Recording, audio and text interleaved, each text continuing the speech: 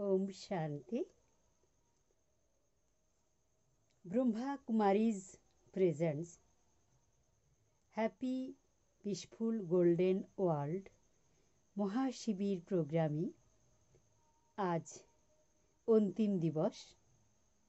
3 দিনের মহাশিবির ছিল। আজ অন্তিম দিবসে আমার সমস্ত অতি প্রিয়, অতি আপন, শ্রদ্ধেয়, স্নেহী ভাই বোনেদের জানাই আন্তরিক হার্দিক অভিনন্দন, শুভেচ্ছা। গত দুদিন ধরে আমরা আলোচনা করেছি নারী জাগরণ সম্পর্কে এবং নারী শক্তি কিভাবে জাগরিত হবে, জাগরণ হওয়ার প্রয়োজনীয়তা কী এবং কিভাবে তারা সারা বিশ্বকে সুন্দর বানাবেন। প্রথম দিনে আমরা আলোচনা করেছি এই 3 দিনের শিবিরে। দ্বিতীয় দিন আলোচনা করেছি যে শিব ও শম্ভু কীভাবে আমাদেরকে কলিযুগ থেকে সত্যযুগে নিয়ে যাবেন। আজ এই মহাশিবিরের অন্তিম দিবস, তৃতীয় দিন। আজকের আলোচ্য বিষয় ওং নমঃ শিবায় এবং শিব পরমাত্মায় নমঃ।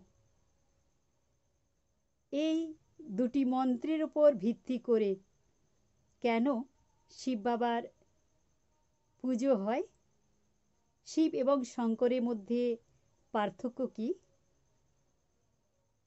শিবরাত্রি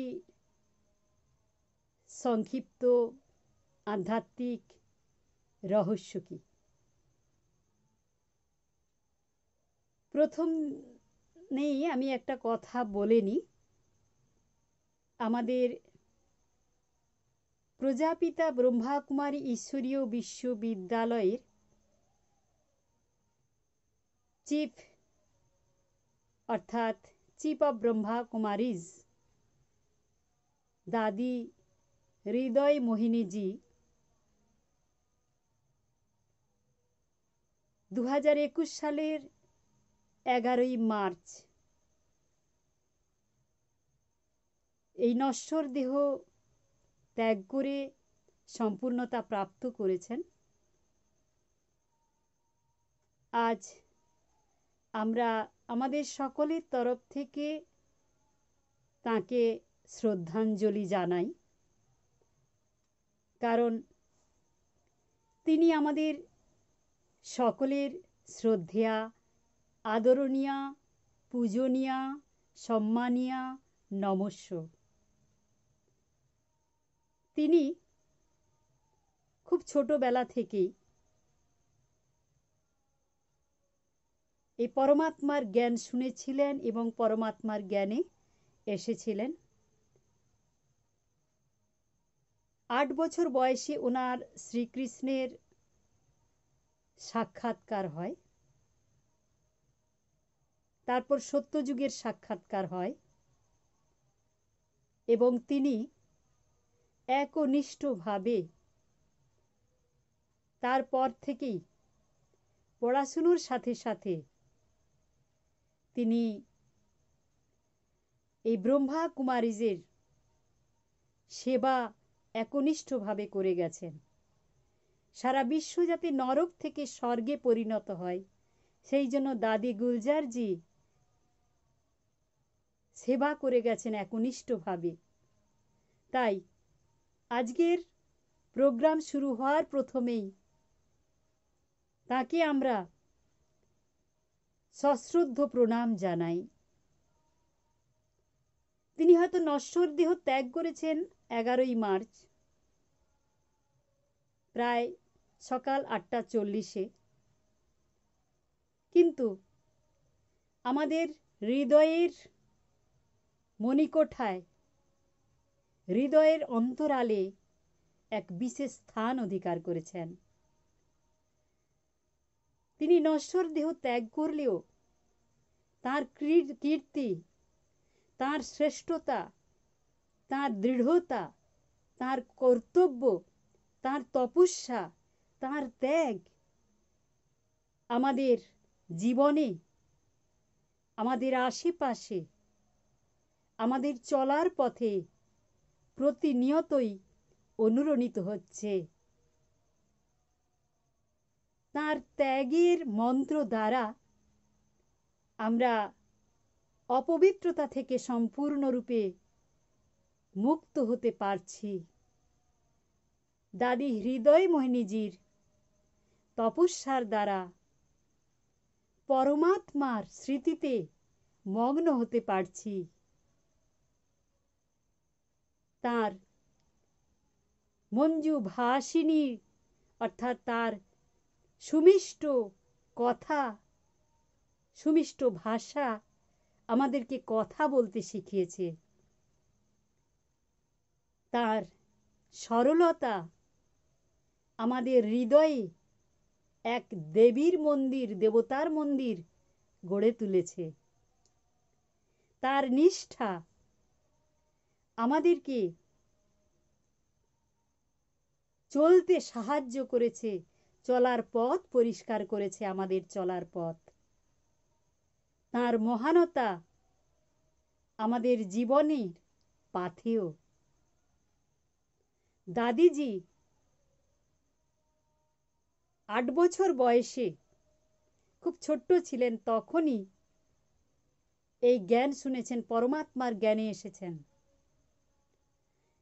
ধীরে ধীরে তিনি একটু একটু করে এই যজ্ঞের মধ্যেই থেকে পড়াশুনোও করেছেন, সাথে সাথে ঈশ্বরীয় সেবায় নিজেকে নিয়োজিত করেছেন।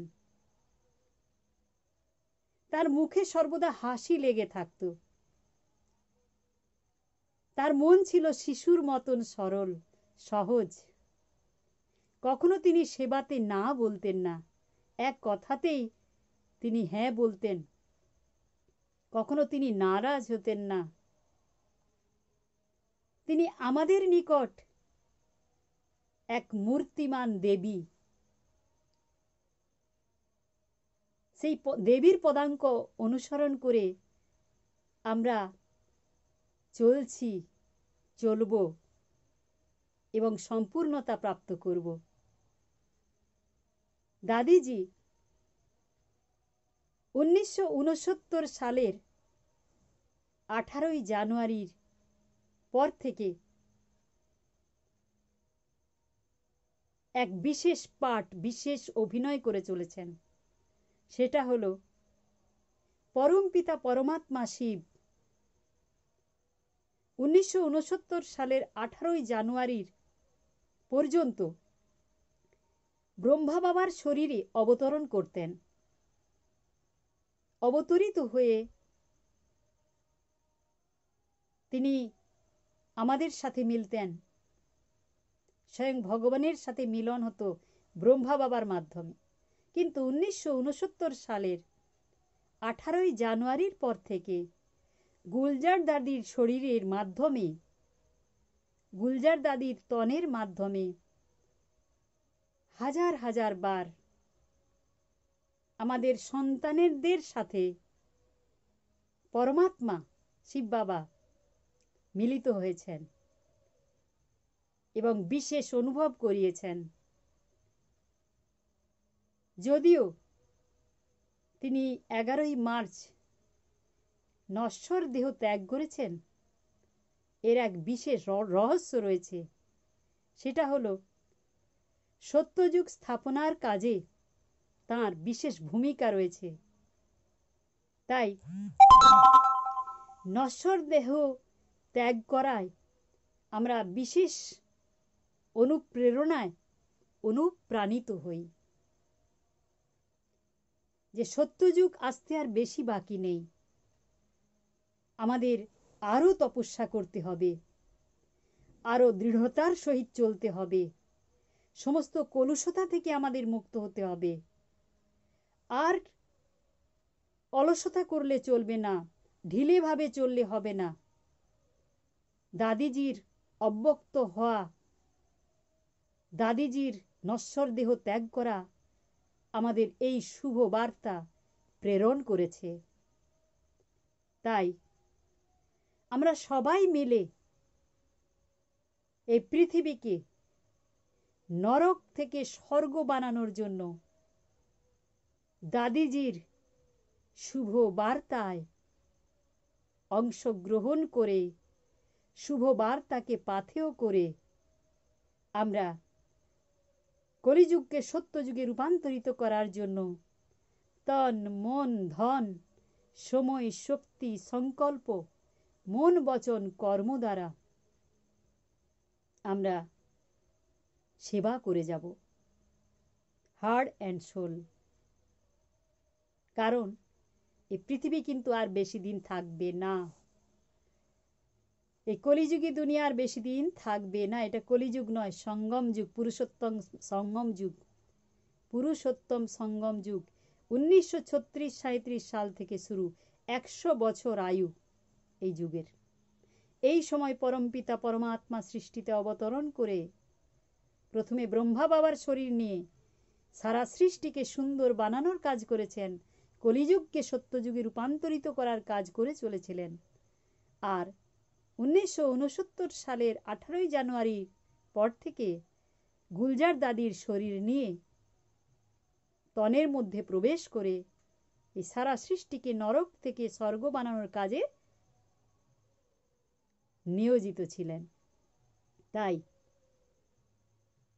আমরা সবাই সচেতনভাবে দৃঢ় প্রতিজ্ঞ হয়ে আমরা দাদির পথ, শিব বাবার পথ অবলম্বন করে নরককে স্বর্গ বানানোর কাজে নিয়োজিত হয়েছি। তাই তো, হয়েছি তো? তাই আমাদের সকলের পক্ষ থেকে দাদিজিকে, দাদি হৃদয় মোহিনীজিকে, বর্তমানে যিনি চিফ অব ব্রহ্মা কুমারীজ ছিলেন, তাকে অনেক অনেক শ্রদ্ধাঞ্জলি জানাই।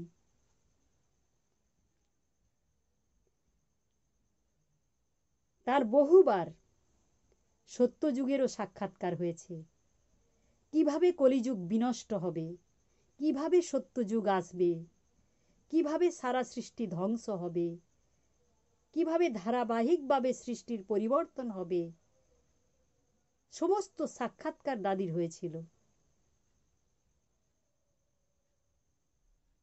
এবং তিনি ডাইরেক্ট ঈশ্বরের সাথে, পরমাত্মার সাথে কথা বলে অনেক রায় নিয়ে আসতেন।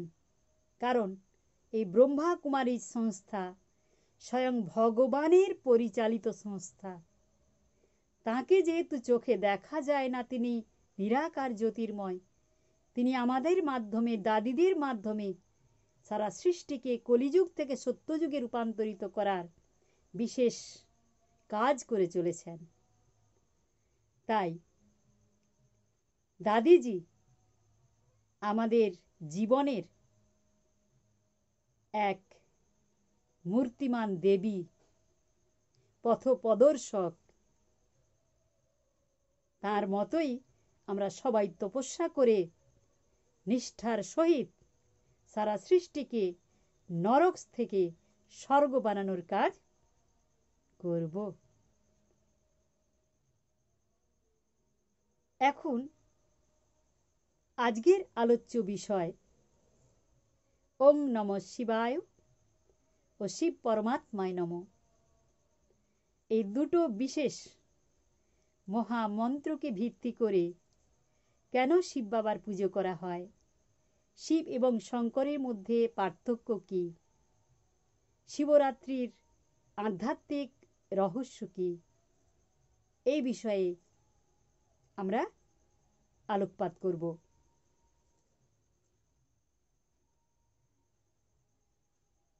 ওম নমঃ শিবায়। ওম, ওম অর্থাৎ, ওম অর্থাৎ অ যোগ উ যোগ ম, অর্থাৎ ব্রহ্মা বিষ্ণু শঙ্কর। অ উ ম, ব্রহ্মা বিষ্ণু শঙ্কর, এই তিনের ঈশ্বর যিনি, তিনি ওঙ্কারেশ্বর। দক্ষিণ ভারতে ওঙ্কারেশ্বরের মন্দির রয়েছে। ওম নমো শিবায়। শিবায়, শি শব্দের অর্থ, ব্যাকরণগত অর্থ পাপ নাশক, ব অর্থাৎ মুক্তিদাতা, পাপ নাশ করে যিনি মুক্তি দেন। তাহলে সকলের ঈশ্বর সর্বেশ্বর, ব্রহ্মার ঈশ্বর ব্রহ্মেশ্বর, বিষ্ণুর ঈশ্বর বিষ্ণু গোপেশ্বর, রামের ঈশ্বর রামেশ্বর, সকলের ঈশ্বর সর্বেশ্বর। তিনি কেমন? ওঙ্কারেশ্বর। ওঙের উপরে কি আছে? বিন্দু, পয়েন্ট অফ লাইট। ওঙের উপরে কি রয়েছে? Point of light. এই জন্য গীতার 11 অধ্যায়ের 12 নম্বর শ্লোকে বলা রয়েছে, আমি হাজার সূর্যের চেয়েও তেজময়, আমি জ্যোতির্ময় সূর্যবৎ প্রকাশ। এবং 10 অধ্যায়ের 3 নম্বর শ্লোকে রয়েছে, আমি দিব্য জ্যোতিষ স্বরূপ। 9 অধ্যায়ের ঈশ্বরের যে নিরাকার সে সম্পর্কেও লেখা রয়েছে। 8 অধ্যায়ের 9 নম্বর শ্লোকে বলা রয়েছে, ঈশ্বর অনুর থেকেও সূক্ষ্ম, আদিত্য বর্ণ, জ্যোতির্বিন্দু স্বরূপ। জ্যোতির্বিন্দু স্বরূপ। আর মনুস্মৃতিতে 1ম অধ্যায়ের 9 নম্বর শ্লোকে বলা রয়েছে, যখন সৃষ্টি প্রথম শুরু হয়েছিল তখন এক অণ্ড সৃষ্টিতে আবির্ভূত হয়েছিলেন। তিনি জ্যোতির্ময়, প্রকাশময়, হাজার সূর্যের মতো প্রকাশময়।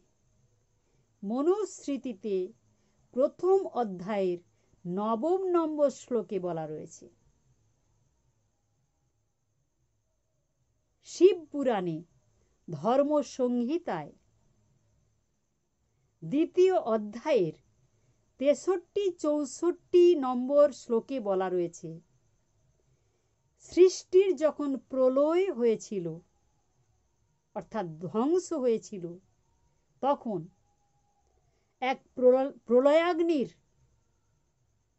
প্রকাশ ঘটেছিল। এক প্রলয়াগ্নি, জ্যোতির্ময় প্রলয়াগ্নি প্রকাশিত হয়েছিলেন।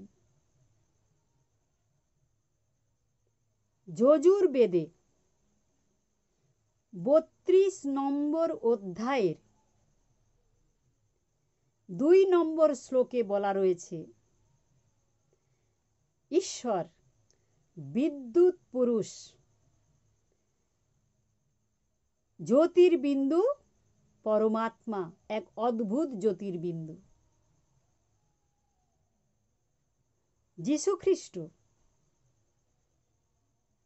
যখন পাহাড়ের ওপর বসে ধ্যান করেছিলেন, তখন তার জ্যোতিষ সাক্ষাৎকার হয়েছিল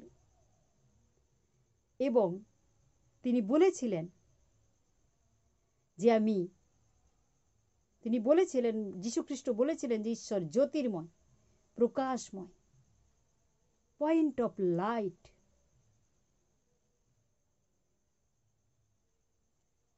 গীতাতে আরো বলা রয়েছে যে ঈশ্বর অদেহ।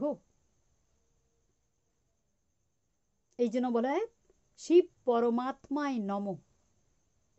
পরম আত্মা, সব আত্মাদের মধ্যে শ্রেষ্ঠ। আমরা সবাই আত্মা, আগের দিনে ক্লাস করিয়েছি, তাই না? আমরা সবাই আত্মা। এই দেহ আমাদের পোশাক। সকলের এখানে রয়েছে বিন্দু, পরমাত্মা, আত্মা রয়েছে, পরমাত্মা নয়, আত্মা রয়েছে।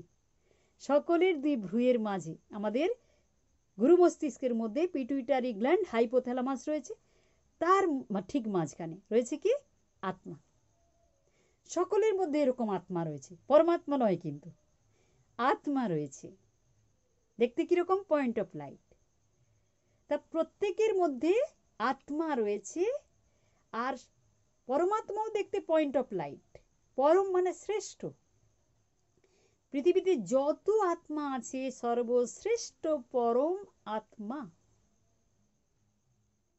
সর্বশ্রেষ্ঠ পয়েন্ট অফ লাইট, জ্যোতির্ময় ঈশ্বর পরমাত্মা। ওই জন্য বলে শিব পরমাত্মায় নমঃ। তিনি আত্মা নয়, পরম আত্মা, অর্থাৎ পরম মানে শ্রেষ্ঠ। তিনি সমস্ত গুণের সাগর, পবিত্রতার সাগর, শান্তির সাগর, সুখের সাগর। এই জন্য পরম শ্রেষ্ঠ, সব কিছুতে শ্রেষ্ঠ। তিনি উদ্ধারকর্তা। তিনি আমাদের সুখ দিতে পারেন, শান্তি দিতে পারেন, এবং সাগর তিনি। তাই তাকে পরম আত্মা বলা হয়। আর আমরা দেহ নিই, আত্মারা রক্ত মাংসের শরীর নিই। পরমাত্মা রক্ত মাংসের শরীর নেন না। এই জন্য তাকে কি বলা হয়? অদেহ, অভোক্তা, অকর্তা বলা রয়েছে গীতাতে, যে আমি অদেহ। চতুর্থ অধ্যায়ের 13 নম্বর শ্লোকে রয়েছে, গীতার চতুর্থ অধ্যায়ের 13 নম্বর শ্লোকে রয়েছে যে ঈশ্বর কেমন? অদেহ, রক্ত মাংসের শরীর হয় না। অভোক্তা, তিনি আমাদের মতো ভোগ করেন না।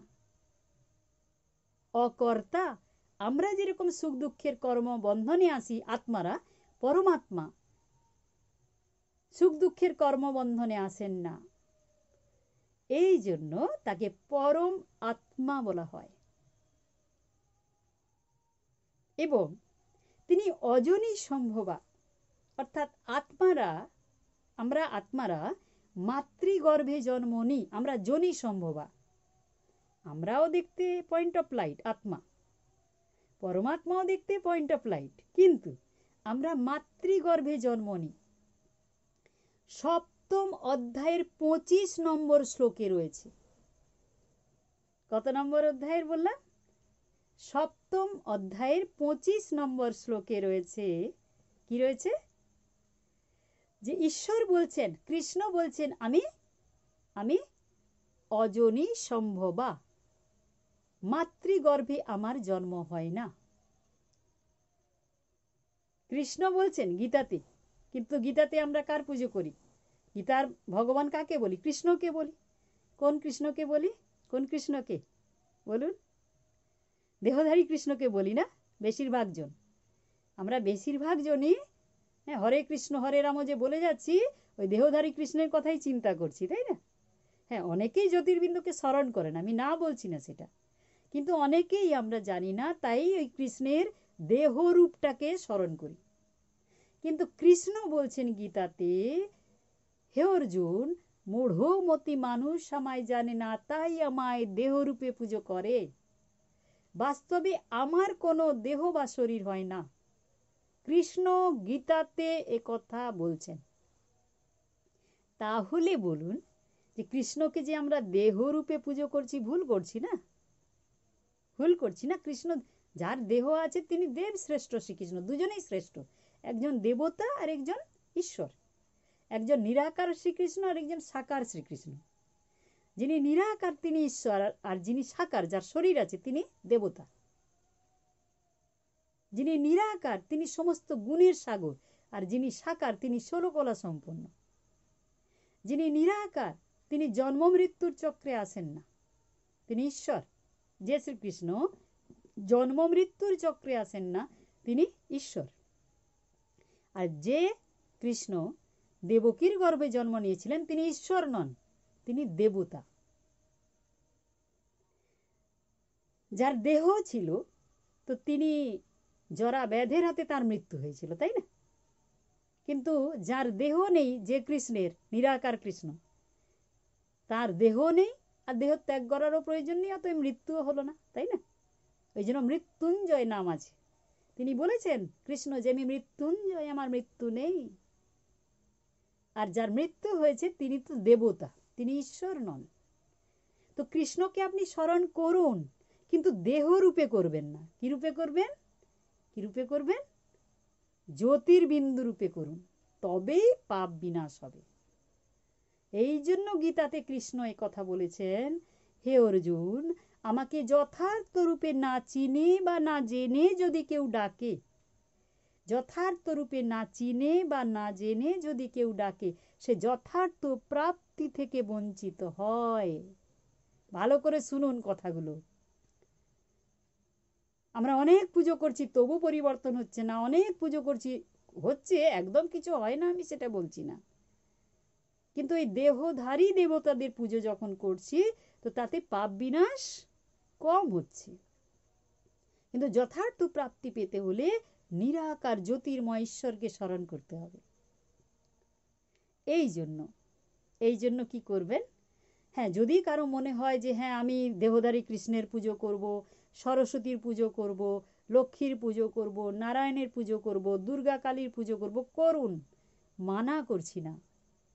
কিন্তু এটা মাথাতে রাখবেন, বুদ্ধিতে রাখবেন, ওই মূর্তির মধ্যে কোনো জ্যোতি রয়েছে, প্রকাশ, পয়েন্ট অফ লাইট, আকাশে তারার মতো এক জ্যোতি রয়েছে, তিনি ঈশ্বর। ওই মূর্তির মধ্যে ওই জ্যোতিকে স্মরণ করুন, তবে পাপ বিনাশ হবে, আর তবে পুজো সার্থক হবে। আর ওই দেহ দেখেন যদি, তো পাপ বিনাশ হবে না, ভালো করে হবে না। হবে না না, যখন আমি শুভ ভাবনা করছি বা ভাবনা রাখছি বা শুদ্ধ চিন্তা করছি, তো কিছু তো পাপ বিনাশ হবে। কিন্তু পুরোপুরি পাপ বিনাশ হতে, পুরোপুরি নিজের মধ্যে পরিবর্তন আনতে জ্যোতির্ময় ঈশ্বরকে স্মরণ করতে হবে। তাই শিব পরমাত্মায় নম বলা হয়, তাই বলা হয় ওং নমঃ শিবায়। ওং, ওর উপরে বিন্দু আছে না, ওং, পয়েন্ট অফ লাইট, ঈশ্বর। ওঙ্কারেশ্বর, ব্রহ্মা বিষ্ণু শঙ্করের ঈশ্বর। তো তাকে নিরাকার জ্যোতির স্বরূপ রূপে স্মরণ করতে হবে। কারণ দেখুন, ঈশ্বর, গীতার ভগবান কৃষ্ণ, জ্যোতির্ময় নিরাকার কৃষ্ণ, তিনি এসে বলছেন, হে অর্জুন, তুমি দেহভানে বশীভূত হয়ে গেছো, তুমি স্বধর্মে স্থিত হও, পরধর্ম ত্যাগ করো। স্বধর্ম বলতে কোনটা? আত্মার ধর্ম। স্বধর্ম বলতে আত্মার ধর্ম। আর পরধর্ম বলতে কোনটা বলুন? কালকে আলোচনা হয়েছে। পরধর্ম বলতে দেহের ধর্ম। আত্মার ধর্ম কি বলুন? বলুন। আত্মার ধর্ম হচ্ছে শান্ত, পবিত্রতা, শক্তিশালী, প্রেম, আনন্দ, জ্ঞান, এইগুলো। আর দেহের ধর্ম কি? কাম, ক্রোধ, লোভ, মোহ, অহংকার।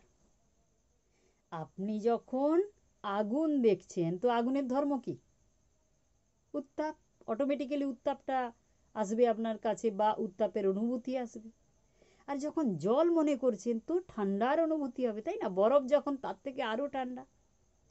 ঠিক সেরকম যখন দেহ মনে করছেন, দেহের অনুভূতি হবে, স্বাভাবিক ব্যাপার এটা। যখন আপনি নিজেকে দেহ মনে করছেন, অটোমেটিক্যালি দেহের অনুভূতি হবে, দেহের ধর্মগুলো আপনি পালন করবেন। তাই এতদিন আমরা দাপর যুগ থেকে, যখন থেকে দেবত্ব হারিয়েছি, তখন থেকে কি করছি? দেহের ধর্মে বশীভূত হয়ে গেছি।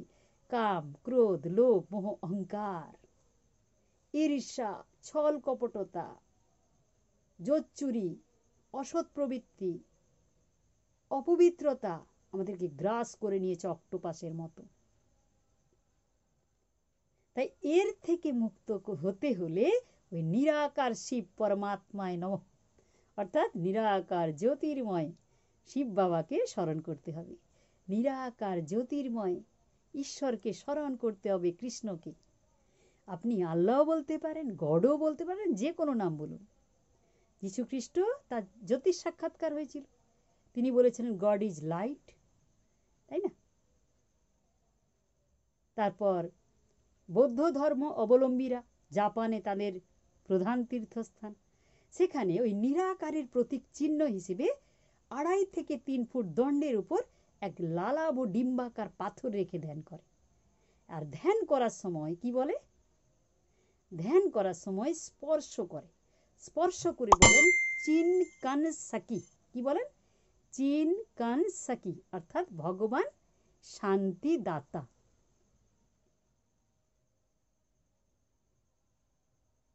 আর ইব্রাহিম, ইসলাম ধর্মের প্রধান, যিনি স্থাপক, ধর্মস্থাপক ইব্রাহিম। ইসলাম ধর্মের প্রধান ধর্মস্থান কোথায়? প্রধান কোথায়? মক্কায়। তো ওখানে একটা চৌবাচ্চার মতো অংশে একটা ডিম্বাকার লালাভ পাথর রেখে ওনারা ধ্যান করেন এবং ধ্যান করার সময় চুম্বন করেন ওই পাথর। চুম্বন করে বলেন সঙ্গে আজবাত। কি বলেন? সঙ্গে আজবাত, অর্থাৎ ভগবান সদ্গতি দাতা। ইসলাম শব্দের অর্থ হচ্ছে শান্তি। তারা শান্তির বাণী প্রচার করেছিলেন প্রথম তিনি ইব্রাহিম। আর কোরআন শব্দের অর্থ হচ্ছে পবিত্রতা। তো দেখুন, সেই নিরাকারের প্রতীক চিহ্ন হিসেবে, তবে চুম্বন করে করে বর্তমানে লাল যে রংটা সেটা বর্তমানে নেই, শুনেছি অনেকটা ফেড হয়ে গেছে। তো তাহলে সেই নিরাকারের প্রতীক চিহ্ন হিসেবে ডিম্বাকার পাথর রেখে ধ্যান করা হয়। আর ঈশ্বর যে জ্যোতির্ময়, সেই কারণে আজও দেখবেন কোনো অনুষ্ঠানে উদ্বোধনের সময় দীপ প্রজ্বলন করে উদ্বোধন করা হয়, তাই না? কোনো মাঙ্গলিক অনুষ্ঠানে দেখবেন প্রদীপ জ্বালানো হয়, হয় না?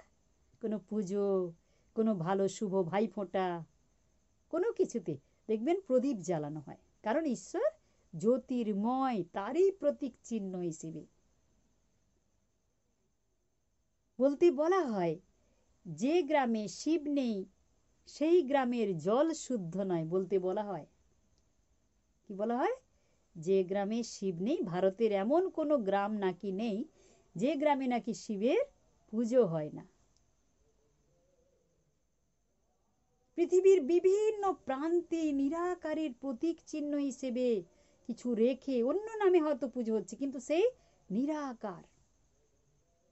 যেমন ইসরায়েলে আপনি চলে যান, লেবাননে যান, আপনি আমেরিকা যুক্তরাষ্ট্রে যান, আপনি ব্যাবিলনে যান, ফিলিপাইন্সে যান, নেদারল্যান্ডে যান, যে কোনো জায়গায় আপনি যান, দেখবেন নিরাকারের প্রতীক চিহ্ন হিসেবে নিশ্চয়ই কোনো পাথর রেখে বা কোনো কিছু রেখে ধ্যান করা হয় ঈশ্বরের। ঈশ্বর আসলে নিরাকার, জ্যোতির্ময়। কিন্তু আমরা ভারতীয় সংস্কৃতিতে বিশেষ করে আমরা কি মূর্তি পুজো করি, মূর্তি পুজোয় বিশ্বাসী। তাহলে কি মূর্তি পুজো আমরা করছি ভুল করছি? বলুন, আপনারাই বলুন। আমরা যে মূর্তি পুজো করছি ভুল করছি কি? কি বলছেন বলুন, বলুন, আপনারা বলুন। আমরা যে মূর্তি পুজো করছি তার একটা কারণ আছে, সেটা হলো কি? ঈশ্বরকে জ্যোতির স্বরূপ রূপে, জ্যোতির্ময় রূপে স্মরণ করার জন্য যে শক্তির প্রয়োজন, সেই শক্তি আজকে আমাদের কাছে নেই। ঈশ্বরকে জ্যোতি স্বরূপ রূপে স্মরণ করার জন্য যে শক্তির প্রয়োজন, সেই শক্তি আজকে আমাদের কাছে নেই। তাই আমরা একটা মূর্তি রেখে পুজো করছি। বোঝা গেছে? তাই আমরা মূর্তি রেখে পুজো করছি। আপনি মূর্তি রেখে পুজো করুন, যদি আপনার মনে হয় যে আমি মূর্তি পুজো করব, কোনো সমস্যা নেই, আপনি করুন। কিন্তু সেই মূর্তির মধ্যে আপনি জ্যোতির স্বরূপ ঈশ্বরকে স্মরণ করুন। মনে করুন এক জ্যোতি, পয়েন্ট অফ লাইট ওর মধ্যে রয়েছে, আর ওই ঈশ্বর, উনি আসলে ওই মূর্তির মধ্যে ওই জ্যোতিটাই আসলে ঈশ্বর। এটা অনুভব করুন, তবেই কিনা পাপ বিনাশ হবে। আর অনুভব করুন যে ওই মূর্তি থেকে, মূর্তির মধ্যে যে জ্যোতির্ময় রয়েছেন, এক আকাশে তারার মতো পয়েন্ট, তার থেকে অসংখ্য প্রকাশ আপনার উপর পড়ছে, এটা অনুভব করুন। যত যত এরকম অনুভব করবেন তত তত কি হবে, কি হবে, জন্ম জন্মান্তরে পাপ বিনাশ হবে, তত তত কষ্ট দূরীভূত হবে। পরীক্ষা করে দেখবেন, গ্যারেন্টি দিচ্ছি, পুরো গ্যারেন্টি দিচ্ছি, পরীক্ষিত সত্য। আপনি মূর্তি পুজোই করুন, যাই করুন, জ্যোতিষ স্বরূপ ঈশ্বরকে স্মরণ করুন সেই মূর্তির মধ্যে। সবসময় মনে করুন যে আপনার মস্তিষ্কের ওপরে পরমাত্মা রয়েছেন, শিব বাবা রয়েছেন, তার থেকে অসংখ্য লাইট পড়ছে আপনার উপর জোরে জোরে। আপনি বসে আছেন এরকম অনুভব করুন, শুয়ে আছেন এরকম অনুভব করুন, চলছেন অনুভব করুন যে সে প্রকাশ আপনার উপর পড়ছে, আর জন্ম জন্মান্তরে পাপ থেকে আপনি মুক্ত হয়ে যাচ্ছেন।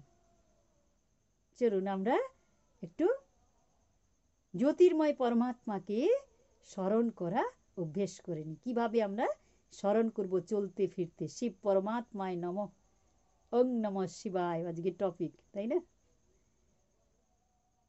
অনুভব করুন, সোজা হয়ে বসুন, অনুভব করুন আমি আত্মা, সূক্ষ্ম জ্যোতির্বিন্দু, আকাশের তারার মতো দুই ভ্রুয়ের ঠিক মধ্য বিন্দুতে বিরাজমান।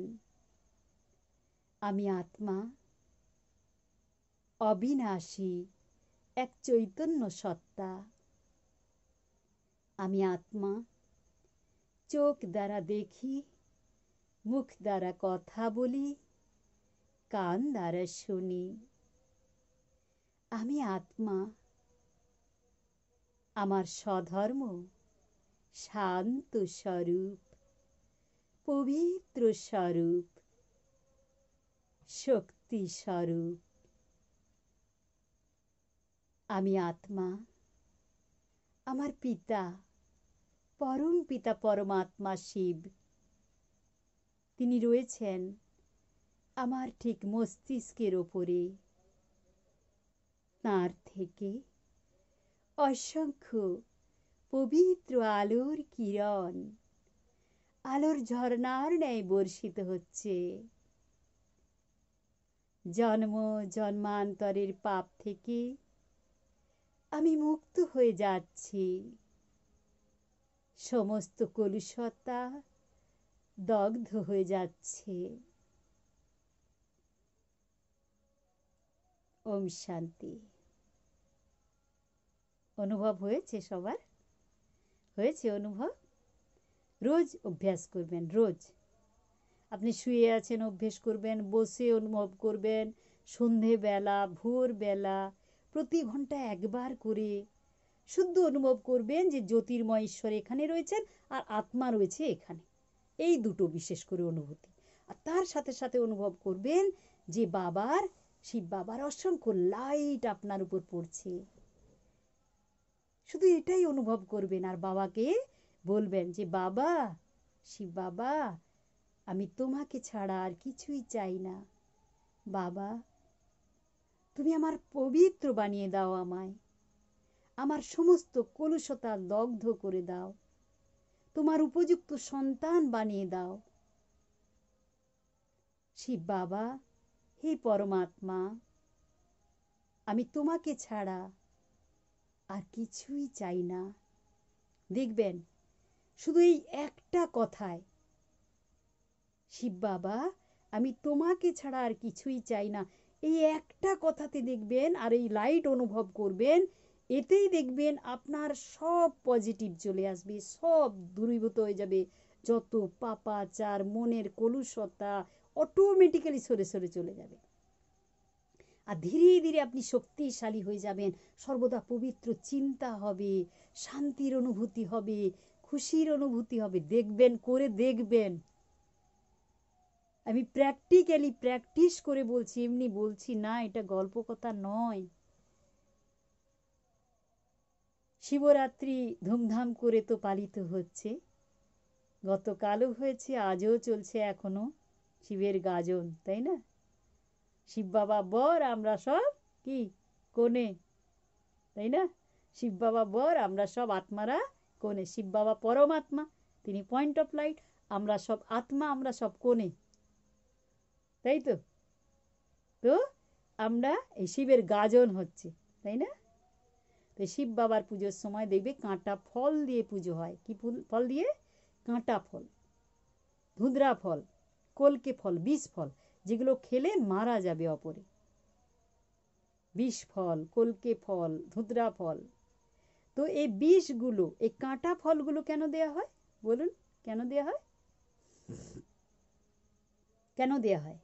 তার কারণ হলো আমাদের মধ্যেকার যে কাঁটাগুলো রয়েছে ওইগুলো দিয়ে দিন ঈশ্বরকে। আমাদের মধ্যেকার যে কাঁটাগুলো আছে ওইগুলো দিয়ে দিন। কি কাঁটা রয়েছে আমাদের মধ্যে বলুন? বলুন কি কাঁটা রয়েছে? কাম, ক্রোধ, লোভ, মোহ, অহংকার, ঈর্ষা, হিংসা, ছল, কপটতা, এইগুলো আমাদের মধ্যেকার কাঁটা। এই কাঁটাগুলো ঈশ্বরকে দিয়ে দিতে হবে, শিব বাবাকে দিয়ে দিতে হবে, শিব পরমাত্মাকে দিয়ে দিতে হবে। তিনি কেবল ওই কলকে ফল আর ধুঁধরা ফল তুলে এনে দিতে বলেননি, ওইগুলো আমরা দিয়ে দিলাম। আর নিজের মধ্যেকার কাঁটাগুলো, ক্রোধ, লোভ, অহংকার যাতে বাড়ে তার জন্য ব্যবস্থা করছি, তাই না? कुछ तो करना पड़ेगा ना, বলি তো? কিছু তো করতে হবে না, একটু রাগ করলে হয়? সংসার চলবে? বলি তো এইসব সব উল্টো পাল্টা বিলিফ সিস্টেম নিয়ে রেখে নিয়েছি ভেতরে, আর উল্টো পাল্টা করতে করতে ওটাই অভ্যস্ত হয়ে গেছি, ওটাতেই, তাই না?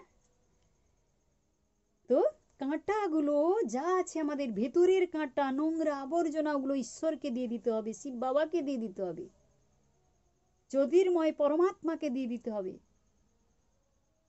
তবেই শিব পুজো সার্থক। এই যে একজন ওং পাঠিয়েছেন, খুব ভালো লাগলো, যে ওং দেখুন ওপরে পয়েন্ট, ঈশ্বর পয়েন্ট অফ লাইট, শিব বাবা পয়েন্ট অফ লাইট, ওং লিখে পাঠিয়েছেন অনলাইনে, দেখলাম।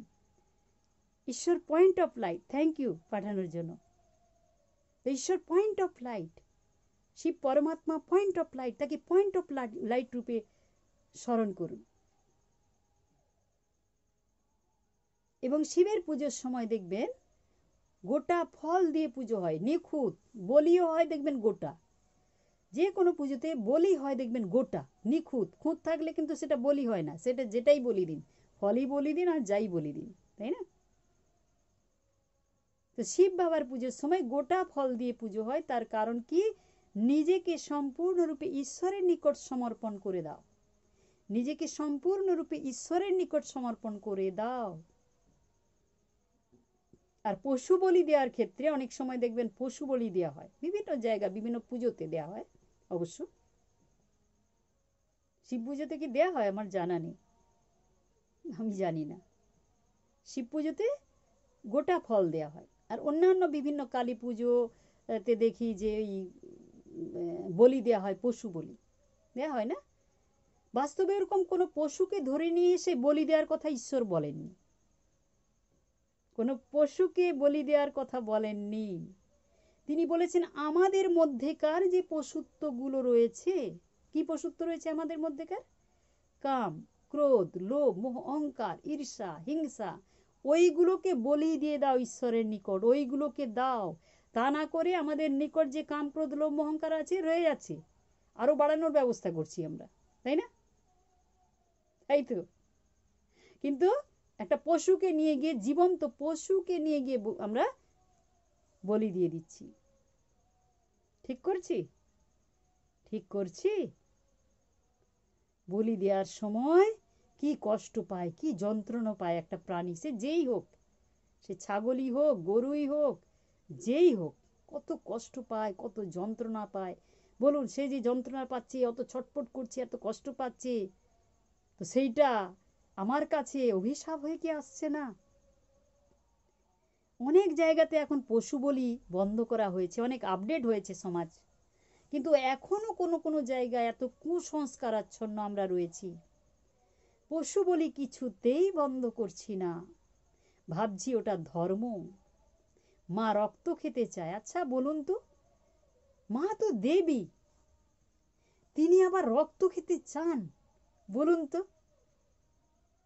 আচ্ছা, আমি দেবীর কথা বাদ দিলাম, কোনো একজন মনুষ্য মানুষ, একজন মানুষ, তিনি মা, তাকে যদি বলা হয় তুমি সন্তানকে খুন করে তার রক্ত খাও, খেতে পারবে কি? খেতে পারবে বলুন? পারবে? সেই মা কখনো নিজের সন্তানের রক্ত খেতে পারে?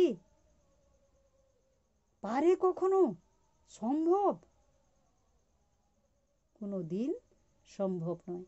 তাহলে একজন মানুষ হয়ে, কাম ক্রোধ লোভ মোহ অহংকার যার মধ্যে রয়েছে, মানুষ হয়ে যদি রক্ত খেতে না পারে নিজের সন্তানের, একজন দেবী হয়ে কি করে রক্ত খাবে বলুন তো? এটা সম্ভব? যার প্রাণ আমি দিতে পারি না, যাকে, তার প্রাণ নেওয়ার অধিকার আমাকে কে দিয়েছে বলুন? তাই না? যার প্রাণ আমি দিতে পারবো না, যার আমি প্রাণ নিয়ে নিলাম, তাকে প্রাণ দিতে পারবো আমি? পারবো? পারবো? পারবো না। তাহলে যাকে আমি প্রাণ দিতে পারবো না, তাহলে তাকে প্রাণ নেওয়ার অধিকার আমায় কে দিয়েছে যে আমি বলে দিচ্ছি? তাই না? কত বড় ভুল করছি আমরা। আর যখন ওই প্রাণী মারা যাচ্ছে, ছটপট ছটপট করছে, ওর মধ্যে বিষক্রিয়া সৃষ্টি হয়, টক্সিক উৎপন্ন হয়, টক্সিন উৎপন্ন হয়, টক্সিন। এবং সেইটা আমরা যখন আহার করি, সেইটা আমাদের মধ্যে প্রবেশ করে। বলুন, আমাদের শরীর সুস্থ থাকবে? মন সুস্থ থাকবে? থাকবে? থাকবে? থাকবে না। কারণ অভিশাপ, একজনকে হত্যা করে, তাকে কষ্ট দিয়ে, তাকে যন্ত্রণা দিয়ে আমি আহার করছি। কোনো দেবতা, কোনো দেবী কি এরকম করতে পারে? দেবীর নামে বলি দিলাম, খেলাম কারা? কে খেলো? বসে বসে দেখছিলাম দেবী খেয়েছে? কে খাচ্ছে? আমরা খাচ্ছি। তাহলে নামটা দিলাম দেবীর, আর খেলাম কে? আমি। পাপটা কার হলো? অন্যের নামে পাপটা কার হলো? কে পাপটা করলো? কে? আমি। আমি নিজে পাপ করলাম, তাই না? তো সেই জন্য শিব বাবার পুজোর সময় দেখা যায় যে গোটা ফল দিয়ে পুজো হয়। কারণ কি করো? সম্পূর্ণরূপে নিজেকে সমর্পণ করো। আর পশু বলি দেওয়া উচিত নয়, কোনো প্রাণ বিনাশ করা উচিত নয়। ফল বলি দেওয়া ফির ভি আচ্ছা হয়, কিন্তু একটা প্রাণী, তাকে ওভাবে কষ্ট যন্ত্রণা দিয়ে বলি দেওয়া উচিত নয়। তবে অনেকের মনে হতে পারে যে এতদিনের রেওয়াজ, তাই আমরা দিই। কিন্তু এখন তো আপডেট করা উচিত না? নিজেকে পরিবর্তন করা উচিত। এখন আমরা অনেক আপডেট হয়ে গেছি, আধুনিক হয়ে গেছি, তাই না? আমরা কুসংস্কারে এখন বিশ্বাস করি? করি না। যুক্তি দিয়ে বুঝি, যুক্তি দিয়ে বুঝাতে হবে নিজেকে যে সত্যিই তো মা কি করে সন্তানের রক্ত খেতে পারে? আমি আমার সুখের জন্য অন্যকে হত্যা করছি, যন্ত্রণা দিচ্ছি, তো সেটা আমার জীবনে কি এফেক্ট পড়বে, তাই না? তো শিব বাবার পুজোর সময় তাহলে কি কাঁটা ফল দিয়ে পুজো হয়? মানে কি? বিষ ফল দিয়ে পুজো হয় মানে কি? আমার মধ্যেকার যে কাঁটাগুলো আছে সেগুলো দিয়ে দিতে হবে। আর গোটা ফল দিয়ে পুজো হয়, তার কারণ কি? গোটা রূপে নিজেকে সম্পূর্ণরূপে ঈশ্বরের কাছে সমর্পণ। कुछ इधर का कुछ उधर का ऐसा नहीं होना चाहिए। পুরোপুরি সত্য পথে চলা দরকার। কিছুটা আমি কারচুপি করছি, অসৎ প্রবৃত্তি, কিছুটা সৎ প্রবৃত্তি, তাহলে কি আমাকে সৎ মানুষ বলবে? কি বলবে? বলবে না। তো এই জন্য গোটা ফল দিয়ে পুজো হয়। আর উপবাস করা হয়। উপ অর্থাৎ নিকটে, বাস মানে থাকা, নিকটে বাস, পরমাত্মার নিকটে বাস, সর্বদা চিন্তন করা, চলতে ফিরতে উঠতে বসতে তাকে চিন্তন করা।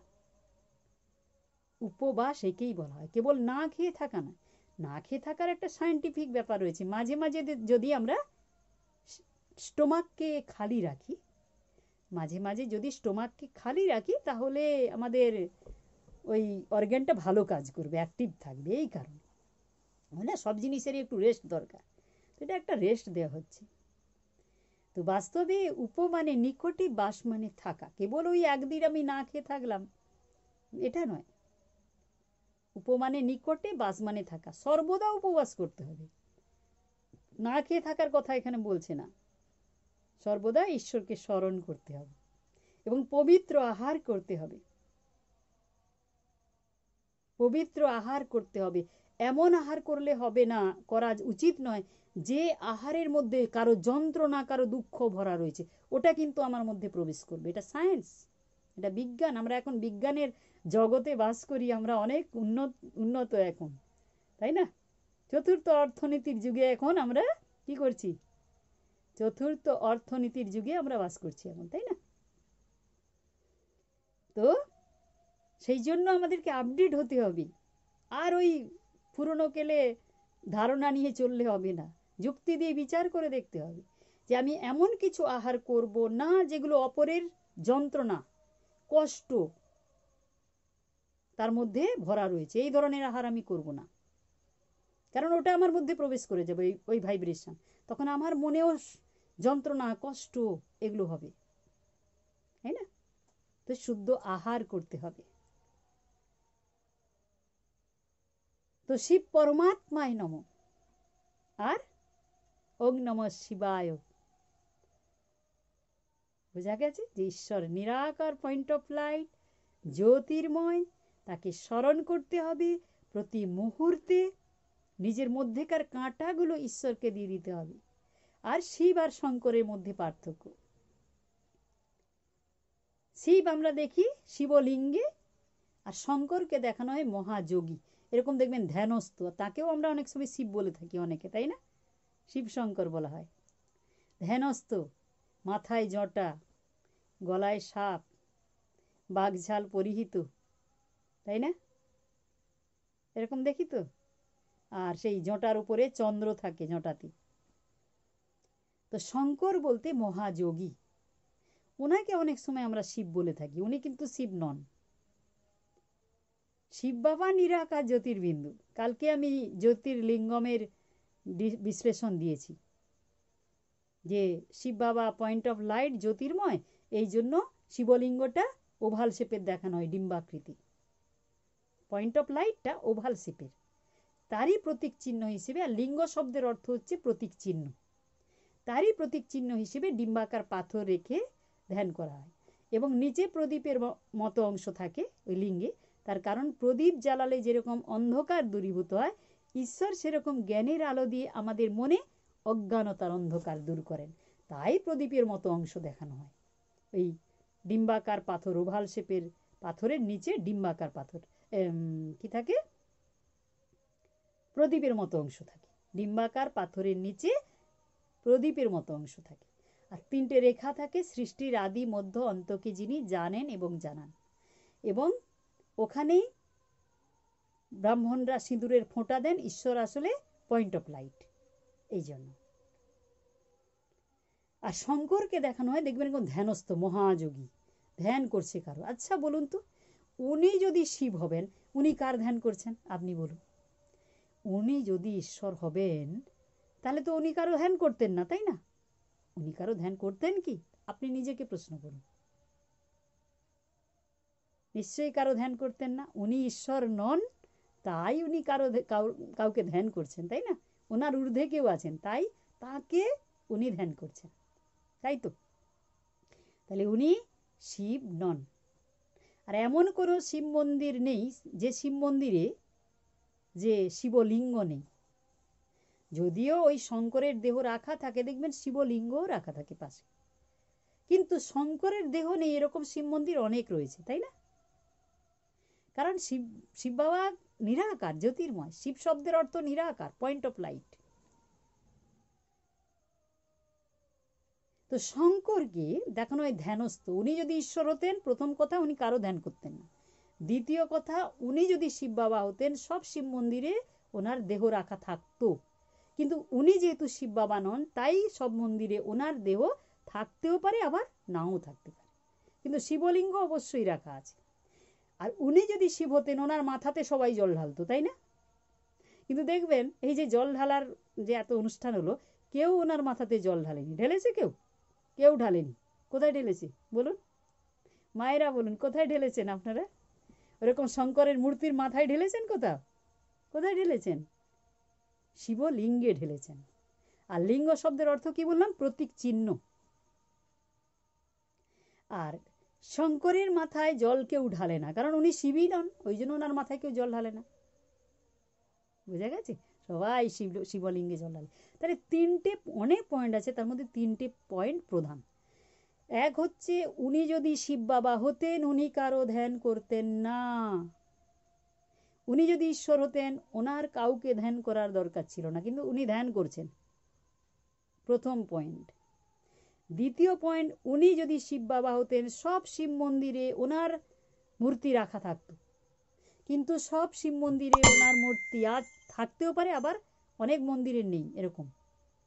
আবার উনি যদি শিব বাবা হতেন ওনার মাথায় সবাই জল ঢালতো, কিন্তু ওনার মাথায় কেউ জল ঢালে না, তাই না? সবাই ওই শিবলিঙ্গে জল ঢালে।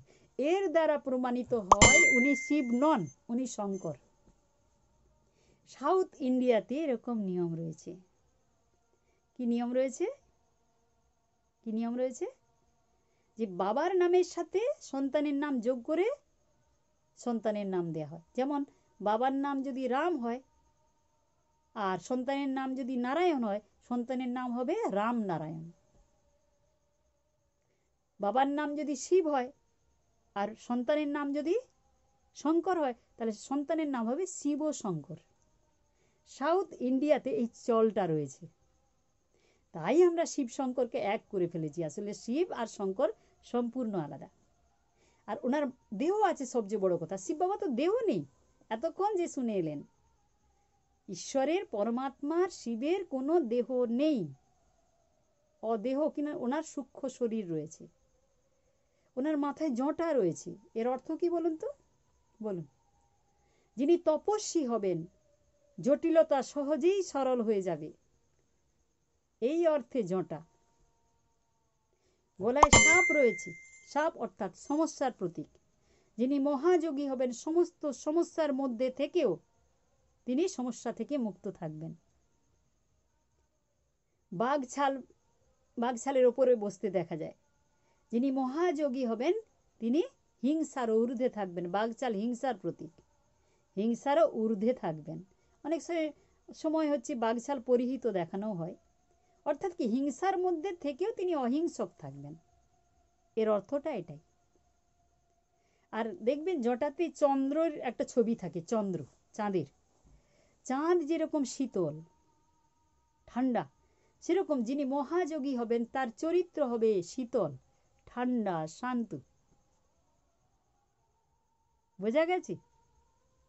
তাহলে শিব আর শঙ্করের মধ্যে পার্থক্য বুঝতে পেরেছেন? বুঝতে পেরেছেন? শিব আলাদা, শঙ্কর আলাদা। শিব হচ্ছে নিরাকার জ্যোতির্বিন্দু, শঙ্কর সূক্ষ্ম শরীরধারী। শিব বাবা তিনি সবকিছু গুণের সাগর, আর শঙ্কর সবকিছু গুণের সাগর নন। আর শঙ্কর যদি শিব হতেন তাহলে উনি কারো ধ্যান করতেন না। উনি যদি শিব হতেন ওনার মাথাতেই সবাই জল ঢালতো, কিন্তু কেউ জল ঢালে না, সবাই ও শিবলিঙ্গে জল ঢালে। আর যদি উনি শিব হতেন তাহলে কি, তাহলে সব শিব মন্দিরে ওনার দেহ রাখা থাকতো, কিন্তু সব শিব মন্দিরে ওনার দেহ রাখা থাকে না, কোথাও থাকে আবার কোথাও থাকে না। ঈশ্বরকে এই বিষয়ে এক বিখ্যাত শেঠজি ব্যবসায়ী, তিনি ঈশ্বরের খোঁজ করতে বেরিয়েছেন যে ঈশ্বর আসলে কি। তো তিনি যেতে যেতে প্রথম সূরদাসের কাছে গেলেন। প্রথম সূরদাসের কাছে গিয়ে জিজ্ঞাসা করলেন ঈশ্বর কি। তখন সূরদাস বললেন প্রকৃতি ঈশ্বর। কি বললেন? প্রকৃতি ঈশ্বর। আচ্ছা বলুন, প্রকৃতি যদি ঈশ্বর হবে, প্রথম সূরদাস বলছে, প্রকৃতি মানে 5 তত্ত্ব, ক্ষিতি অপ তেজ মরুদ বোম, এই 5 তত্ত্বের ঊর্ধ্বে ঈশ্বর। এই জন্য ঘটে দেখবেন পঞ্চপল্লব দেখানো হয়, তার নিচে দেখবেন, তার উপরে দেখবেন ডাব। পঞ্চপল্লব থাকে, তার উপরে ডাব। পঞ্চপল্লব মানে 5 তত্ত্ব, তারও ঊর্ধ্বে ঈশ্বর।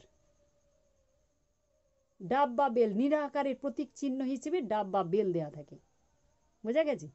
তো তাহলে পঞ্চতত্ত্বেরও তিনি ঊর্ধ্বে। ভগবান, ভ হচ্ছে ভূমি, গ হচ্ছে গগন, ব হচ্ছে বায়ু, আ হচ্ছে আকাশ, দন্তেন হচ্ছে নীর। এ সকলের মালিক, নিয়ন্ত্রক ঈশ্বর, পয়েন্ট অফ লাইট। এই 5 তত্ত্ব মোটেও ঈশ্বর নন। দ্বিতীয় সূরদাসের কাছে গেলেন, তিনি বললেন যে ব্রহ্মই ঈশ্বর। কি বললেন? ব্রহ্মই ঈশ্বর। ব্রহ্ম তো একটা থাকার স্থান, পরমধামকে থাকার স্থান বলা হয়, আত্মাদের নিবাসস্থল। থাকার জায়গা আবার ঈশ্বর হয়? তৃতীয় সূরদাসের কাছে যখন গেলেন তখন বলছে আত্মাই পরমাত্মা। বলছে আত্মাই পরমাত্মা।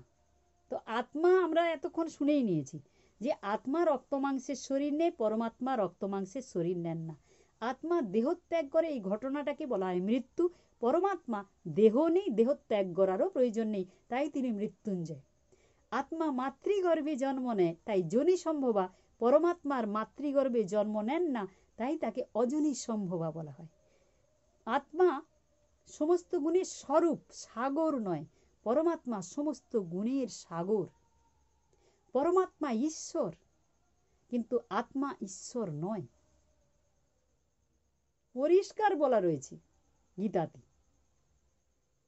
তাহলে আত্মা পরমাত্মা, যেই পরমাত্মা সেই আত্মা, তাহলে তৃতীয় সূরদাসও ভুল বলল।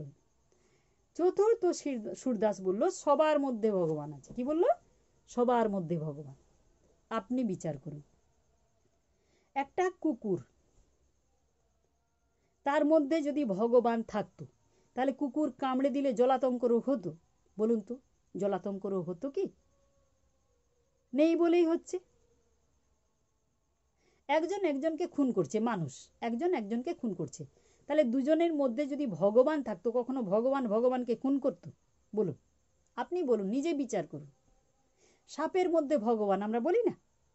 সাপের মধ্যে যদি ভগবান থাকতেন তাহলে সাপ ছোবল মেরে দিলে জীবন সংশয় ঘটতো, মৃত্যু ঘটতো কারো? ভগবান আবার অপরকে ছোবল মেরে মেরে দিচ্ছে, এটা হয় কি? বিচার করে, আপনি বিচার করে বলুন। আমরা বলি গাছের মধ্যে ভগবান আছে। গাছের মধ্যে যদি ভগবান থাকতো তাহলে গাছকে কেটে আমরা জ্বালানি দিয়ে পুড়িয়ে দিচ্ছি, তাহলে ভগবানকে পুড়িয়ে দিচ্ছি আমরা, এটা হয় আবার কি? নিজে বিচার করুন। বলি ভগবান শ্রী চৈতন্যদেব, দু হাত তুলে শ্রী চৈতন্যদেব ভগবান ভগবান করছেন। বলুন, শ্রী চৈতন্যদেব যদি ভগবান হবেন তাহলে তিনি কার আরাধনা করছেন, কাকে ডাকছেন? তিনি ভগবান নন, তিনি ভগবানের শ্রেষ্ঠ সন্তান, মহান আত্মা, অনেক মানুষের পথপ্রদর্শক, শ্রদ্ধেয়, কিন্তু তিনি ভগবান নন। শ্রী চৈতন্যদেব নিজেকে কখনোই ভগবান বলেননি। তিনি মহান আত্মা, শ্রেষ্ঠ আত্মা। তিনি অনেক জীবনকে তিনি রক্ষা করেছেন, অনেকের পাপ থেকে মুক্ত করার জন্য তিনি সাহায্য করেছেন, অনেকের জীবনে সুখ শান্তি ফিরিয়ে দিয়েছেন, সৎ পথে এনেছেন। মহান আত্মা, কিন্তু ঈশ্বর নন। একজন পেশেন্ট অসুস্থ হয়েছে, তো তার যদি ভগবান হতো তাহলে কি অসুস্থ হতো? একটা লোহাকে পুড়িয়ে দিচ্ছি আমরা, আমরা বলি লোহাকে পিটালে যে ঢং ঢং আওয়াজ করে, ভগবান ভেতর থেকে করছে বলি তো। যদি তাই হতো তাহলে লোহাকে পুড়িয়ে দিলে পুড়ে যায় কেন বলুন? তাহলে ভগবানকে আমরা পুড়িয়েও ফেলতে পারছি। বলছি গীতাই ভগবান বলি তো, সর্বধর্ম শাস্ত্রময়ী শিরোমণি গীতাকে বলি ভগবান বলি তো। তো গীতা যদি ভগবান হবে, তো গীতাকে যখন যদি কোনো কারণে গীতায় আগুন ধরে যায়, ওটা পুড়ে যায় না ওটা? তাহলে ভগবান নিজেই পুড়ে যাচ্ছে, আবার কাকে রক্ষা করবে তাহলে? কি? এবার আপনি বিচার করুন ভগবান কার মধ্যে আছে? আছে কারো মধ্যে? কারো মধ্যে ভগবান আছে? কারো মধ্যে ভগবান নেই। ভগবান একামাদ্বিতীয়, উপরওয়ালা, মধ্যওয়ালা নয়, ভিতরওয়ালা নয়, উপরওয়ালা। উপরে থাকেন পরম ধাম। সূর্য চন্দ্র গ্রহ তারা সব কিছুর ওপার লালাভ আলোয় আলোকিত এক জগৎ, সেই পরম ধাম বা শান্তিধামে তিনি থাকেন। তিনি গীতাতে বলেছেন, হে অর্জুন, সূর্য চন্দ্র গ্রহ তারা সব কিছুর ওপার লালাভ আলোয় আলোকিত এক জগৎ রয়েছে, সেই জগৎই আমার পরম ধাম, তাহাই আমার নিবাসস্থল। তিনি বলেছেন গীতাতে। তিনি আসেন কোন সময়? যখন যখন সৃষ্টির চরম ধর্মগ্লানি হয়। এই সময় সৃষ্টির চরম ধর্মগ্লানি হয়েছে, এই সময় তিনি এসেছেন। এসে তিনি কি করছেন? অধর্মের বিনাশ করে ধর্মের স্থাপনা করছেন। তাই আমরা ওং নমঃ শিবায়, শিব পরমাত্মায় নমঃ, বলে পুজো করছি, কারণ তিনি সারা সৃষ্টিকে দুর্দশা থেকে মুক্ত করছেন। এই সময় তিনি নেমে এসেছেন এবং পঞ্চম সূরদাস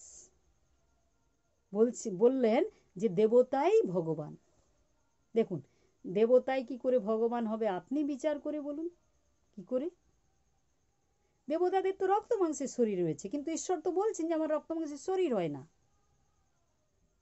দেবতাদের জন্ম রয়েছে মাতৃগর্ভে, ঈশ্বর বলছেন তো তিনি অজনী সম্ভবা। দেবতারা দেহত্যাগ করেন, ইচ্ছা মৃত্যুবরণ করেন, অবশ্যই অকাল মৃত্যু হয় না, ইচ্ছা মৃত্যুবরণ করেন। তো কিন্তু দেবতাদের মৃত্যু আছে, যখন তিনি দেহত্যাগ করেন আত্মা, দেবতারা, তো তাকে বলা হয় মৃত্যু। ঈশ্বরের দেহ নেই, দেহ ত্যাগ করারও প্রয়োজন নেই। আর ঈশ্বর সমস্ত গুণের সাগর, কিন্তু দেবতারা 16 কলা সম্পন্ন ম্যাক্সিমাম হতে পারেন। সাগর কখনো হবে না, সমস্ত গুণের সাগর হবে না, দেবতারা হবেন না। বোঝা গেছে? তাহলে দেবতা আর ঈশ্বরের মধ্যে পার্থক্য। দেবতার রক্ত মাংসের শরীর রয়েছে, ঈশ্বরের রক্ত মাংসের শরীর হয় না। দেবতা দেহ ত্যাগ করেন, সেই ঘটনাটাকে বলা হয় মৃত্যু। ঈশ্বরের দেহ নেই, দেহ ত্যাগ করারও প্রয়োজন নেই, এর জন্য মৃত্যুঞ্জয়। দেবতারা মাতৃগর্ভে জন্ম নেন, এই জন্য যোনি সম্ভবা। ঈশ্বরের মাতৃগর্ভে জন্ম নেন না ঈশ্বর, এই জন্য তিনি অযোনি সম্ভবা। তিনি সমস্ত গুণের সাগর ঈশ্বর, কিন্তু দেবতারা ম্যাক্সিমাম 16 কলা সম্পন্ন হবেন। বোঝা গেছে? তাহলে দেবতা আর ঈশ্বর এক নন। তাহলে দেখুন, সূরদাস মানে কি? অন্ধ, অন্ধ। তো তাহলে এইভাবে অন্ধভাবে আমরা ঈশ্বরকে খুঁজে বেড়াচ্ছি। একজন অন্ধ একটা বিরাট হাতি দেখছে, হাতি দেখে তাকে জিজ্ঞাসা করাচ্ছে হাতিটা কেমন দেখতে। তার যখন লেজে হাত পড়ে যাচ্ছে বলছে সরু দড়ির মতো, যখন পায়ে হাত পড়ে যাচ্ছে বলছে থামের মতো। বোঝা গেছে? যখন কানে হাত পড়ে যাচ্ছে বলছে কুলোর মতো, মানে হাতি দেখতে। সেরকম আমাদের অবস্থা হয়েছে। ঈশ্বরকে বিভিন্ন জন বিভিন্ন কথা বলে যাচ্ছে, সেটাই আমরা বলছি হ্যাঁ ভগবান ওরকম। তো এখন তো বুঝতে পেরেছেন ঈশ্বর কেমন দেখতে? বলুন কেমন দেখতে? এতক্ষণ তো শুনলেন কেমন দেখতে। ঈশ্বর জ্যোতির্ময়, পয়েন্ট অফ লাইট, তাই তো? তিনি মাতৃগর্ভে জন্ম নেন কি নেন না? বলুন। জন্ম নেন না, অজনী সম্ভব। তার মৃত্যু হয় কি হয় না? বলুন। তিনি মৃত্যুঞ্জয়, তার মৃত্যু নেই, তার দেহ নেই, দেহ ত্যাগ করারও দরকার নেই। তিনি সমস্ত গুণের সাগর, এবং এই সময় তিনি সৃষ্টিতে এসেছেন। প্রত্যেক ধর্মের এখন গ্লানি হয়েছে, এটা পুরুষোত্তম সঙ্গম যুগ, কলির শেষ সত্যের শুরু। এই পুরুষোত্তম সঙ্গম যুগের আয়ু 100 বছর। 1936-37 সালে যখন পরমপিতা পরমাত্মা ব্রহ্মার শরীরে প্রবেশ করে এই সৃষ্টি পরিবর্তনের কর্তব্য করতে শুরু করেন, তখন থেকে এই পুরুষোত্তম সঙ্গম যুগের শুরু। কত সাল থেকে বললাম? 1936-37 সাল। এটার আয়ু কত বছর বললাম? 100 বছর। বোঝা গেছে? তো এই 100 বছরের মধ্যেই পরিবর্তন হবে সৃষ্টি। পরিবর্তন হবে, আমরা সবাই অনুভব করতে পারছি, তাই না? তো সেই পরিবর্তন কারা করবে? কারা করবে বলুন? কারা? ঈশ্বর কাদের মাধ্যমে করবেন? আমাদের মাধ্যমে। তো আমাদেরকে পরিবর্তন হতে হবে, আপডেট হয়ে যেতে হবে। ব্যাপারটা আর কিছুই না, কঠিন কিছুই না, একটু আপডেট। ব্যাকডেটেড ছিলাম, রাগ করতাম। ব্যাকডেটেড ছিলাম, ঈর্ষা হিংসা করতাম। ব্যাকডেটেড ছিলাম, দেহের ধর্ম পালন করতাম। আপডেট হতে হবে। কীরকম আপডেট? ক্রোধ করা চলবে না, শান্ত থাকতে হবে। অপবিত্রতা যেন না থাকে, পবিত্র হতে হবে। নিজের মধ্যে নিঃস্বার্থ স্নেহ থাকতে হবে, ডিউটিফুল হতে হবে, ধৈর্য থাকতে হবে। আমার মনের চিন্তা, মুখের কথা, মুখের ভাষা, চোখের দৃষ্টি, কর্তব্য, রিলেশন সবটাই সুন্দর, পবিত্র হবে। আর সেটা সম্ভব যদি আমরা রেগুলার পরমাত্মার জ্ঞান শুনি। ব্রহ্মা কুমারী যে সম্পূর্ণ বিনামূল্যে পরমাত্মার জ্ঞান দেওয়ার শোনানোর সিস্টেম রয়েছে। আপনাদের নিকটবর্তী কোনো স্থানে আপনাদের বাড়ির নিকটবর্তী জায়গায় দেখবেন বিভিন্ন গ্রামে গঞ্জে অলিতে গলিতে এই ব্রহ্মাকুমারী সেন্টার রয়েছে। এখানে রোজ প্রত্যহ ক্লাস হয় সম্পূর্ণ বিনামূল্যে। আপনারা আসুন, মহাবাক্য শুনুন, জীবনে তা ধারণ করুন এবং নিজের জীবনকে পরিবর্তন করুন এবং পরমাত্মাকে প্রকৃতভাবে জেনে তার সাথে যোগযুক্ত হয়ে তার মহাবাক্য শুনে জন্ম জন্মান্তরে পাপ থেকে মুক্ত হয়ে নিজেকে মানুষ থেকে দেবতা বানান। কারণ কিছুদিন পরেই সত্যযুগ আসছে। সেই সত্যযুগে আপনি যাবেন, আমি যাব। আর সত্যযুগে সত্য নারায়ণী 9,16,108 জন দেবী দেবতা, সব সত্য, সব সুন্দর, ঈর্ষা হিংসা থাকবে না। তো সেটা তো আগে রিহার্সাল দিতে হবে না, তো নাহলে তো ওখানে গিয়ে আমরা লড়াই দাঙ্গা করবো, আবার কলিযুগের মতো হয়ে যাবে সেটা, তাই না? তো সত্যযুগ যে শুরু হবে, চক্রবৎ পরিবর্তনতে সুখানিচ দুঃখানিচ, একবার সুখ একবার দুঃখ চক্র আকারে আবর্তিত হচ্ছে। সুখ বলতে সত্য ত্রেতা, দুঃখ বলতে দাপর কলি। এই জন্য ঘটের চারিদিকে দেখবেন 4টা তীর কাঠি দেওয়া থাকে আর সুতো দিয়ে গোল করে বাঁধা থাকে। 4 যুগ চক্র আকারে আবর্তিত হচ্ছে। তো সত্যযুগে আমরাই দেবতা ছিলাম, আবার সেই সত্যযুগ শুরু হবে। যেরকম অভিনয় শুরু করার আগে রিহার্সাল দিতে হয়, সেরকম ঈশ্বর এসেছেন আমরা যে অভিনয় শুরু করব সত্যযুগে দেবতা রূপে, তাই আমাদেরকে রিহার্সাল দিতে এসেছে। এই সময় সেই সময়, যে কোনো সময় কিন্তু একটা মাহাত্ম্য রয়েছে। যেরকম কোনো একটা চাষে যে সময়ে জল দিতে হবে, চাষে কৃষিকাজের কথা বলছি, কোনো একটা জমিতে কোনো একটা চাষ করছেন আপনি, যদি সঠিক সময়ে আপনি জল না দেন, সঠিক সময়ে সার না দেন, তাহলে কি হবে? গাছটা কি ভালো ফলন দেবে? দেবে না। ঠিক সেরকম সঠিক সময়, এই সময় সঠিক সময় আমাদেরকে সম্পন্ন করার, পবিত্র বানানোর। কারণ আর বেশ কিছুদিন পরে দেখবেন এই চান্সও মিলবে না, স্বয়ং ভগবানের মহাবাক্য শোনারও চান্স আপনি হারিয়ে ফেলবেন। এই জন্য আমার সবার নিকট বিনম্র আবেদন, আপনারা আসুন, ব্রহ্মাকুমারী যা এসে সম্পূর্ণ বিনামূল্যে আপনারা এই যে বাবার মহাবাক্য, শিব বাবার মহাবাক্য শুনুন। শিব বাবার মহাবাক্য শুনে মেডিটেশন করে যোগযুক্ত হয়ে নিজের জীবনকে সুন্দর বানান। চলুন আমরা সবাই মিলে আরেকবার ওং নমঃ শিবায়, শিব পরমাত্মায় নমঃ সাথে একটু কানেকশন করে নিন, প্রত্যহ করবেন প্র্যাকটিস। ওম শান্তি। আমি পবিত্র আত্মা, সূক্ষ্ম জ্যোতির বিন্দু, পয়েন্ট অফ লাইট, 2 ভ্রুকুটি যুগলের মধ্য বিন্দুতে বিরাজিত হয়ে এই দেহরূপী গাড়িকে পরিচালনা করে চলেছি। আমি আত্মা, পয়েন্ট অফ লাইট। আমার মস্তিষ্কের ওপরে রয়েছেন পরম পিতা পরমাত্মা শিব। ওং নমঃ শিবায়।